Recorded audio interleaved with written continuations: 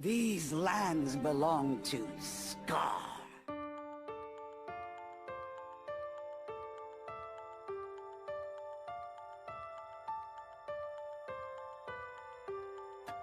We all know Zira as the leader of the Outsiders and the Lion King too.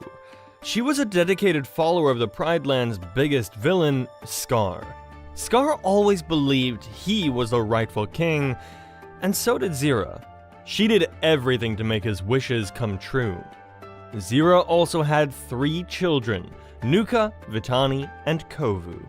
So when Scar chose her son Kovu as his heir, she was overjoyed. To her, it felt like Scar truly loved her. But is that really true?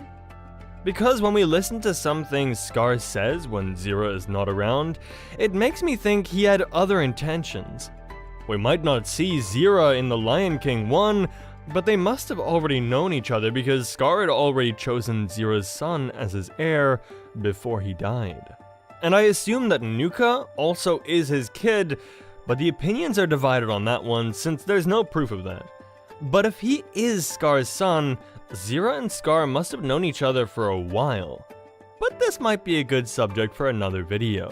But for now, I have many reasons to believe that Scar didn't really love Zira. Because when we look at the live-action Lion King, we can see that right before Simba returned from the jungle, Scar was talking to Sarabi.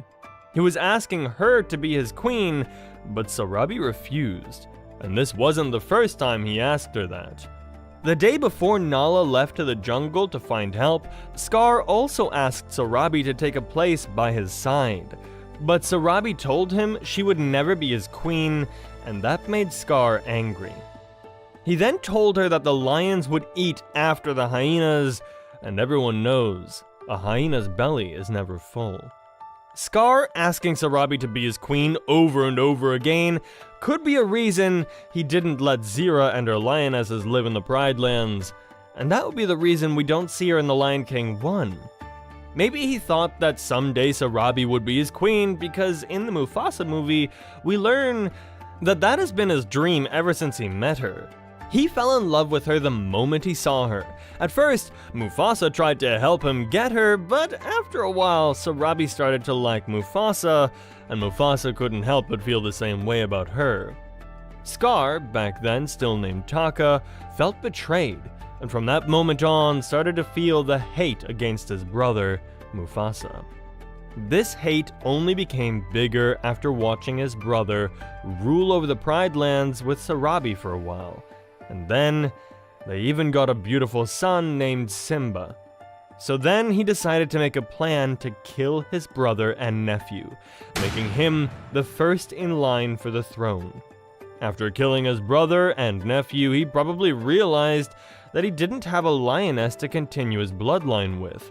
He first tried it with lionesses from the Pride Lands, but they all still supported Mufasa. When Sarabi kept on refusing him, he set his eyes on Nala.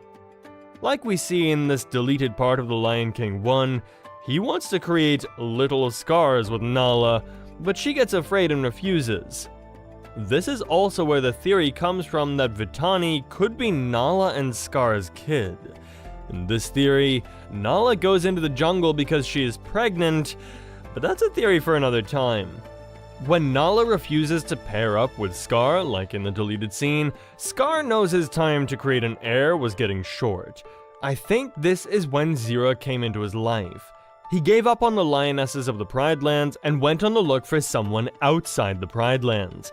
Zira immediately fell for him. She loved the idea of power and taking whatever she wanted, and when she heard about his roar of the elders, she knew she had to stay by his side.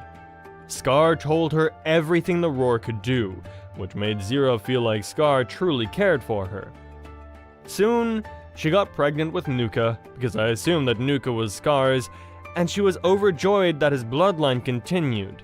But as Nuka grew, he realized that he wasn't the smartest cub. It made him resent Zira as well, and started to blame her for not making a strong kid.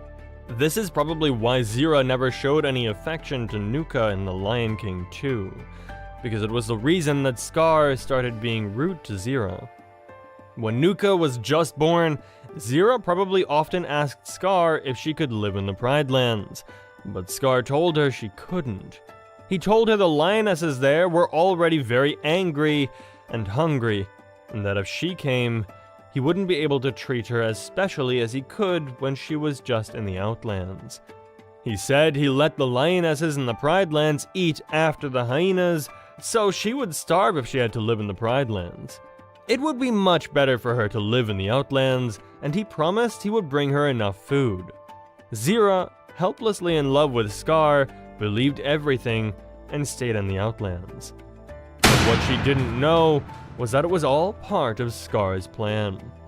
Somewhere in his heart, he still believed that Sarabi would eventually accept him.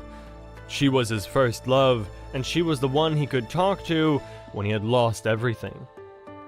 He met Sarabi when he was on his way to Milele with Mufasa. The outsiders had killed his whole family, just like they did to Sarabi's family. He truly believed they had something special, and always hoped she would be his queen. He knew that if he would get a cub with her, he would be the strongest heir he could ever imagine. But then, Sarabi started to like Mufasa, and he was broken. As we talked about, he later met Zira. During his time with her, Scar often remembered the words his father had told him. Deceit is a tool of a great king. It is what kings must do. Now that he was older and a king, Scar finally understood what his father meant. In his heart, he still loved Sarabi and wanted her to be his queen, but he also knew that he needed children for his legacy to continue. So he decided to lie to Zira and make her believe he loved her, just so that she could bear his cubs. But when he realized Nuka wasn't going to be a strong heir, he started to spend less and less time with Zira, until she got another son named Kovu. He seemed perfect. When Scar met him, he started to treat Zira with love again. Zira became a devoted follower of Scar and wanted nothing more than to make his wishes come true. It became her duty to raise Kovu with hate towards Mufasa and everyone else in the royal family, just like Scar would always tell her. But what Zira didn't plan for was that Mufasa's son would return to the Pride Lands. He defeated Scar, and Zira was heartbroken. She angrily demanded that her son, Kovu, is the rightful king now, but Simba tried to explain to her that Scar wasn't even the rightful king to begin with. Zira got angry and tried to attack, but of course, she lost and got banned to the Outlands. Her desire to defeat Simba and make Scar's wishes come true only grew bigger now. She started to train Kovu to kill Simba one day. Nuka was really jealous. Why not him, right? Scar wasn't even Kovu's real father. Nuka tried everything to get his mother's attention, and in the end, it killed him. But this didn't stop Zira. She still wanted justice for Scar because she couldn't see that he had been using her. Eventually, Zira planned another attack against Simba, but her son Kovu didn't want to follow her plan anymore. He had fallen in love with Simba's daughter Kiara and wanted peace between their prides. His sister Vitani and the other lionesses could see that he was right, but not Zira. In the end, her hatred killed her. She found herself hanging above a cliff. In a moment of peace, Kiara tried to help her, but she refused. But at last, she could finally be together with Scar again. I think it's sad that Zira never really saw that she was being used, and in the end it cost her her life. But I'm curious how you feel about this. Did Scar still want Sarabi the same way he wanted her before Mufasa stepped in? And did he only pair up with Zira because no lionesses in the Pride Lands wanted him? Or did he really love Zira and wanted to be with her? And do you think Nuka and Vitani are Scar's biological children? Let me know what you think about this theory, and make sure you turn on the notification bell to see more from the Pride Lands. I'll catch you next time.